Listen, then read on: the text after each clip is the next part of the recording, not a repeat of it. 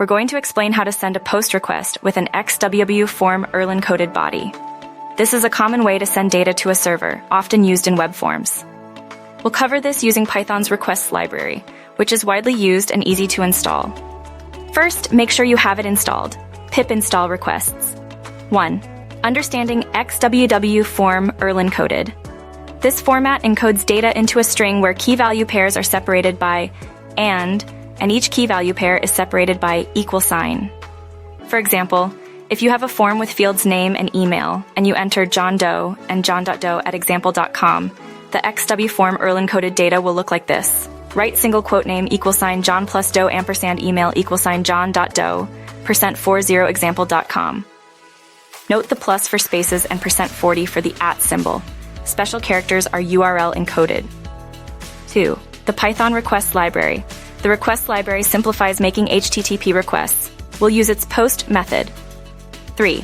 Constructing the post request. Here's the Python code. Python import requests. URL your _API _endpoint. Hash. Replace with your API endpoint data name, John Doe, email, john.doe at example.com, response requests, post URL, data data. If response.status _code =200. Print, request successful. Print, response.text. Hash print the server's response else. Print, f, request failed with status code, response.status _code. Print, response, text. Hash print the error message from the server. Remember to replace your _API _endpoint with the actual URL of the API endpoint you're sending the request to. The data dictionary automatically gets encoded into the correct x-www-form-urlencoded format by the requests library. The write single quote response.status _code. Write single quote tells you if the request was successful, 200 usually means success, and write single quote response.text. Write single quote contains the server's response. 4.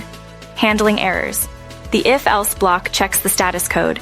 A non-200 code indicates an error. Always check the response status code and handle potential errors gracefully.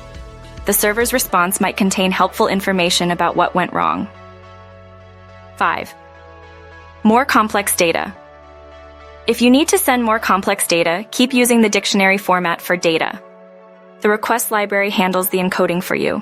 For example, you can send lists or nested dictionaries. However, for very complex structures, consider using a different content type like JSON.